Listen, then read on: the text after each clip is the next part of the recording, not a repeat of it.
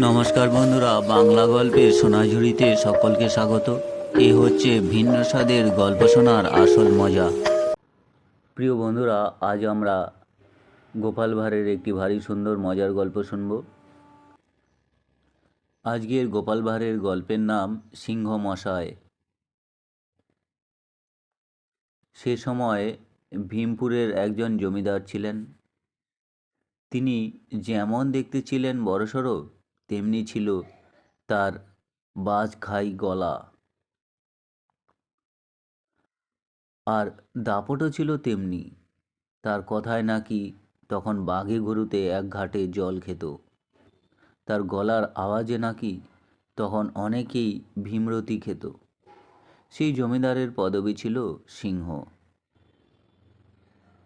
আর নামের ব্যাপারে কেউ তার নাম বলেন হলধর, আবার কেউ বলেন বজ্রধর। তো সে সময় তার পরিচিত ছিল সিংহ জমিদার হিসাবে। খুব ডাকাবুকো জমিদার। একদিন তিনি তার খামার বাড়িতে সেরেস্তায় বসেছিলেন। সেই সময় বিকেলবেলা তার বন্ধুবান্ধবদের সঙ্গে রঙ্গ তামাশা করছিলেন, মাঝে মধ্যে গড়াগড়িও টানছিলেন। এমন সময় সেই খামার বাড়ির পাশ দিয়ে গোপাল ও তার বন্ধু নরেন হেঁটে যাচ্ছিল। গোপাল ও নরেন হাঁটছিল দুলকি চালে, ছেলে বয়সে বন্ধুরা যেমন হয় আর কি। একজন আরেকজনের গলা জড়িয়ে ধরে হেঁটে যাচ্ছিল। ঠিক সেই সময় ওই সিংহ জমিদার ওই দুই বন্ধুকে অমনভাবে দেখতে পেয়ে খামার বাড়িতে সেরেস্তা থেকেই তাকে ডেকে উঠলেন, কে যায় রে?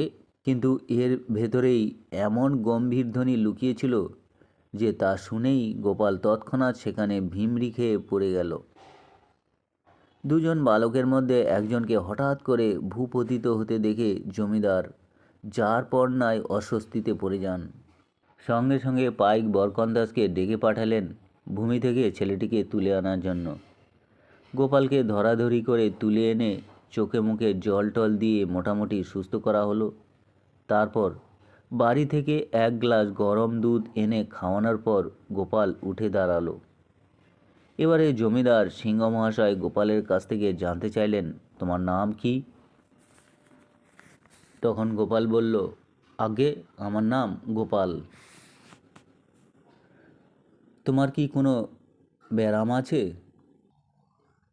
চোখ কপাল তুলে গোপাল উত্তর দিল, না না, আমার কোনো ব্যারাম নেই। তবে এভাবে অজ্ঞান হয়ে গেলে কেন? জমিদার সিংহমশাই জানতে চাইলেন।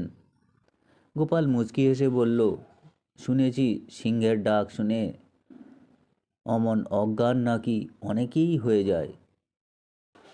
তারপর গোপাল আরও বলল, আপনার গলার যা আওয়াজ তাতে সিংহের আওয়াজের থেকেও ঢের বেশি। আমি তো সেই আওয়াজ শুনেই মাটিতে পড়ে গিয়েছিলাম। আমি ভেবেছিলাম আমি জ্ঞান হারিয়ে ফেলেছি, কিন্তু পরে বুঝি যে আমি সত্যিকারের জ্ঞান হারাইনি, জ্ঞান হারানোর ভান করেছিলাম মাত্র। তা না করলে সিংহকে অসম্মান করা হতো।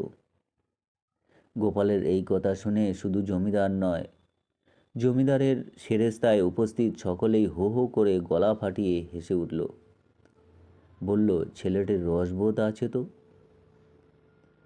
তাতেও দমল না গোপাল। এরপর জমিদার মহাশয়ের পা ছুঁয়ে প্রণাম করে গোপাল বলে উঠল, হাজার হোক আপনি আমাদের একজন গুরুজন। এরপর অবশ্য জমিদার মহাশয় সেই গোপাল ও নরেনকে পেট পুড়ে খাইয়ে তবে তাকে ছেড়েছে। দুজনে বাড়ি ফিরতে ফিরতে গোপাল নরেনকে বলল, কেমন গেল বল আজকের দিনটা? নরেন বলল, দারুণ, তুই না থাকলে এমন খাওয়া হতো নাকি আজ।